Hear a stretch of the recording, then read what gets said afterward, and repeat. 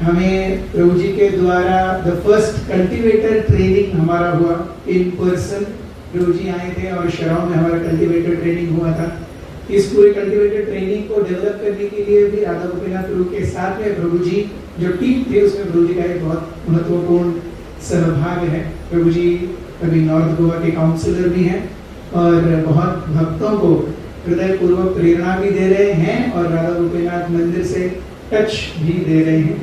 तो मैं निवेदन करूँगा श्रीधम सखा प्रभु से जो अपनी आदरांजलि दें और उसके बाद शुभ विलास प्रभु अपनी आदरांजलि।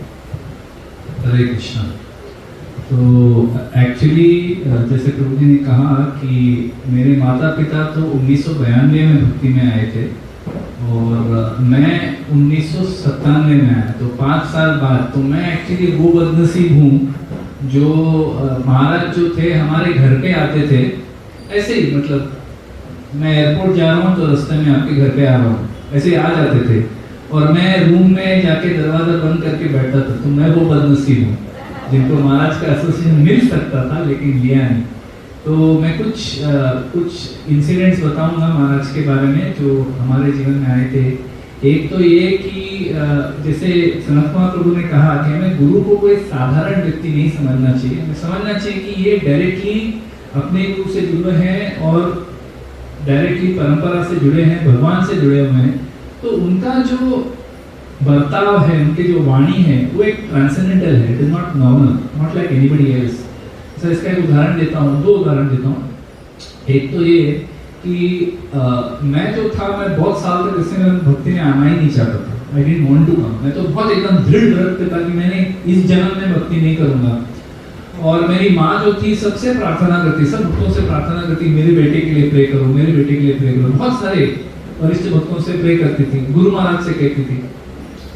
और फिर उनके मन में ऐसी कोई इच्छा थी कि चलो ये तो नहीं बन रहा है भक्त, में किसी डिवोटी लड़की से इसकी शादी कर देती हूँ तो बन जाएगा डिवोटी। तो फिर अंत में मैंने आके मेरी माँ से कहा कि मैंने तो लड़की भी ढूंढ ली है। तो मेरी माँ बहुत विचलित हो गई, अभी लास्ट चांस भी चला गया, कैसे बनेगा डिवोटी। तो मेरी माँ गई महाराज से मिलने कि देखो, मतलब कंप्लेंट करने के लिए कि देखो मेरे लड़के ने क्या किया, उसने लड़की भी खुद की चुन ली, अब कैसे बनेगा डिवोटी। तो महाराज ने कहा डोंट वरी, आप चिंता मत करो, इन दोनों की शादी होने के पहले वो तभी प्रियसखी को देखा नहीं, मेरी माँ ने प्रियसखी को देखा नहीं, महाराज ने देखा नहीं, उनका नाम क्या है, कौन है, कुछ मालूम नहीं। उन्होंने कहा डोंट वरी, इनकी शादी होने के पहले दोनों 16 माला जप कर रहे होंगे। बहुत बड़ी बात है, उन्होंने ये कहा।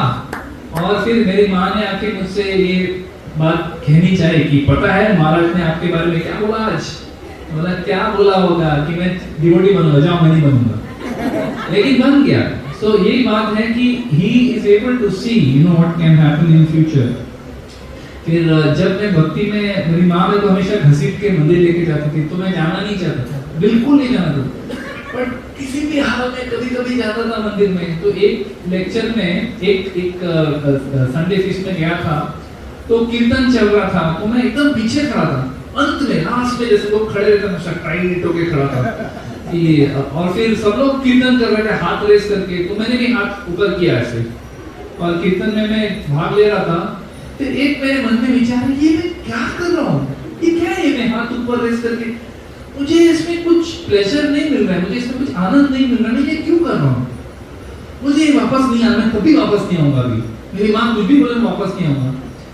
और उसी दिन महाराज ने लेक्चर में ये बात कही कि कभी कभी हम लोग कीर्तन में खड़े रहते हैं और ऐसे हाथ ऊपर करते हैं और हमें ऐसा लगता है कि ये मैं क्या कर रहा हूँ, कोई आनंद नहीं मिल रहा।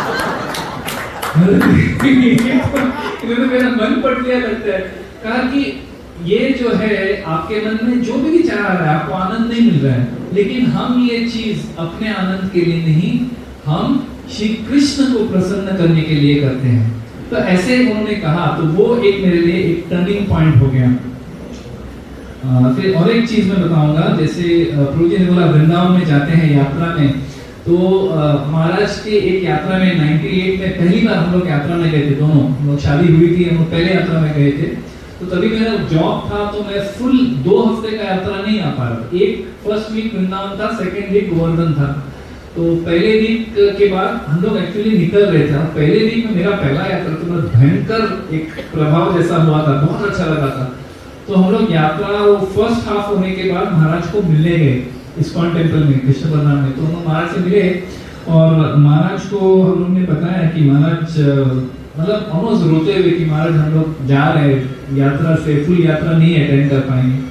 महाराज ने बोला क्यों, क्या हुआ? मेरा नहीं जॉब है, मेरे को वापस जाना पड़ रहा है।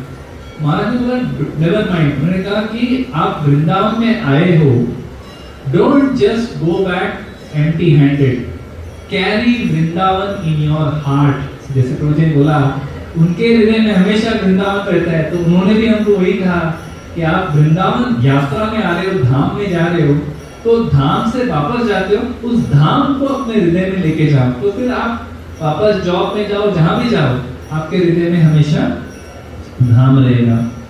फिर एज अ लीडर मैं एक तो उदाहरण दूंगा कि मैं मंदिर में अनाउंसमेंट करता था। दादा गोपीनाथ ने बहुत साल तक, 12 साल तक मैंने अनाउंसमेंट्स किया संडे फीस्ट का। तो एक बार एक अनाउंसमेंट था, तो मतलब मैं वो अनाउंसमेंट बोलना चालू किया और महाराज बाजू में बैठे। हमेशा जब भी मैं अनाउंसमेंट बड़े नम्रता से महाराज टॉलरेट करते हुए मेरा 10 मिनट तक अनाउंसमेंट चलता था। महाराज अच्छे से सुनते थे, कुछ नहीं बोलते थे, just smile and wait for the announcement to be over. उस दिन मैंने बोलना चालू किया, महाराज ने ऐसे मेरे को देखा, बोला स्टॉप। तो वो जब गुरु का ऐसा कुछ आता है ना, तो ऐसा खून जो है वो ऐसा फ्रीज हो जाता है। मैं रुक गया और अगर शायद महाराज को कुछ कहना है, तो महाराज ने कुछ कहा नहीं, तो मैंने वापस बोलना चालू किया। वो अनाउंसमेंट फिर से शुरू, महाराज ने फिर से और भी धीमे आवाज में बोला स्टॉप। तो मैं समझ गया कि ये अनाउंसमेंट में कुछ गड़बड़ है। तो मैं करके कुछ तो मैं मतलब कैसे भी करके अनाउंसमेंट खत्म किया। अनाउंसमेंट खत्म होने के बाद महाराज मेरे पास आए, ऐसे कंधे पे हाथ डाला, श्रीराम सखा प्रभु ये अनाउंसमेंट किसने दिया, ये अनाउंसमेंट आपने क्यों किया? तो मैं समझ गया ये अनाउंसमेंट में गड़बड़ है। तो मैंने एकदम बोल दिया कि ये मुझे ये ब्रह्मचारी ने अनाउंस करने को बोल दिया, मतलब मैं छूट गया। तो महाराज ने बोला नो, ये आपकी सेवा है, तो आपको जवाबदारी लेनी है कि ये अनाउंसमेंट योग्य है या नहीं है पूरे कांग्रेगेशन के लिए। ये आप किसी और के ऊपर नहीं डाल सकते कि मुझे किसी ने अनाउंसमेंट दे दिया तो मैंने कर दिया। नहीं, ये आपकी सेवा है, तो आपको बड़ी जिम्मेदारी के साथ इसको निभाना है। तो ऐसे उन्होंने चैस्टाइज किया, तो मेरे को बहुत अच्छा लगा। I felt chastised, but I felt very happy. उसके बाद और एक समय पे महाराज ने अप्रिशिएट भी किया, so he corrected me also and he appreciated me also as a leader. फिर एक स्टोरी बताऊंगा, फिर मैं अभी और 2 मिनट है तो फटाफट बोल देता हूँ। तो जब हमारी बेटी पैदा हुई थी, तो शी वॉज बॉर्न प्रीमेच्योर, वो 2.5 महीने प्रीमेच्योर हुई थी। तो बहुत मतलब अस्पताल में थी, बहुत दिक्कत थी। तो हमने महाराज को मैसेज दिया था कि महाराज हमारी बेटी बहुत क्रिटिकल है, आप कृपया उनके लिए प्रार्थना कीजिए। तो महाराज ने मतलब मतलब प्रार्थना किया होगा, तो स्टार्ट किया। तो हम लोग कुछ दिनों बाद, 15 दिन बाद हम लोग महाराज को मिलने गए, मैं और मेरे पिताजी महाराज को मिलने गए मंदिर में संडे फीस्ट के बाद। तो हमने बोला महाराज वी वांट एक आप हमारी मेरी बेटी के लिए मेरे को एक नाम चाहिए, आप नाम दीजिए। तो महाराज ने बोला आपकी बेटी के लिए नाम? बोला हाँ। एक मिनट, आपकी बेटी अभी ठीक है? हाँ अब तो ठीक है, अभी श्योर ऑफ डेंजर। महाराज बोलते मुझे किसी ने बताया नहीं। बोला कि मैं इतने दिनों से एंजाइटी में, पूरे मतलब एंजाइटी में मैं उसके लिए प्रार्थना कर रहा हूँ, क्योंकि मुझे लग रहा है वो क्रिटिकल है, और वो ठीक हो गई तभी आके मुझे कौन बताएगा कि सो दैट मीन्स दैट महाराज इतने वो जो कमिट करते हैं कोई चीज को, तो वो कमिटमेंट वो छोड़ते नहीं है, वो पकड़े रहते हैं। कोई भी इनसिग्निफिकेंट साधारण डिवोटी क्यों ना हो, उनके लिए भी अगर वो प्रार्थना कर रहे हैं तो कर रहे हैं। तो it was a very sobering moment for me. फिर एक बार 4 महीने बाद जब हम लोग अपनी बेटी को लेके गए, तभी फर्स्ट टाइम बेटी को लेके गए, उसको महाराज को मिलाने, उनको मिलाने के लिए। तो जब हम लोग लेके गए, तो अच्छा मतलब मैं था, रेसिपी थी, मेरे पिताजी थे, उसके पिताजी थे, तो हम 4 जन थे, महाराज के साथ बैठे, काफी समय बिताया। महाराज ने उसके सर पे हाथ रख के ऐसा प्रेयर वेयर थोड़ा सा, मतलब एकदम बहुत बहुत मर्सी मिला, बहुत अच्छा हो गया। तो मीटिंग खत्म हुआ, अंत में हम लोग सब खड़े हो गए और जाते जाते मैंने सोचा एक डायलॉग मारते हैं। मैंने एक डायलॉग मार दिया, मैंने महाराज को बोला, महाराज प्लीज आप मेरी बेटी को ऐसा ब्लेस कीजिए कि वो ऐसे डिवोटी बने कि जब हम लोग बड़े होंगे, जब वो बड़ी होगी, अगर हम लोग मंदिर नहीं जा रहे हैं तो वो हमें घसीट के मंदिर लेके जाएगी। ऐसा एक डायलॉग मार दिया। तो महाराज नीचे बैठे थे और हम लोग खड़े हो गए थे और महाराज ऐसे ऊपर देख रहे थे मेरे को ऐसे, और उन्होंने कहा बैठ जाओ। वापस से आंखों से इशारा किया नीचे बैठो वापस, तो वापस बैठ गए। फिर महाराज ने कहा कि देखो ऐसा नहीं होता है कि आपके इच्छा से कोई डिवोटी बनेगा या आपके कहने से कोई डिवोटी बनेगा, वो सिर्फ आपके व्यवहार को देख के डिवोटी बनेगी।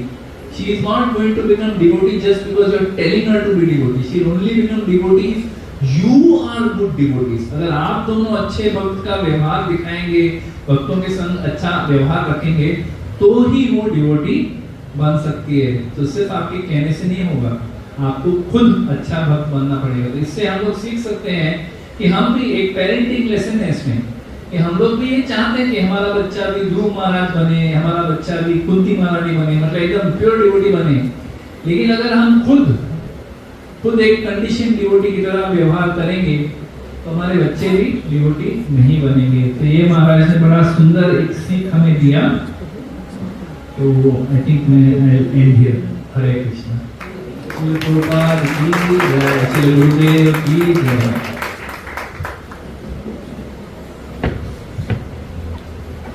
बहुत बहुत धन्यवाद श्री सखा प्रभु। मैं निवेदन करूंगा शुभुलास प्रभु से कि वो अपनी ऑफर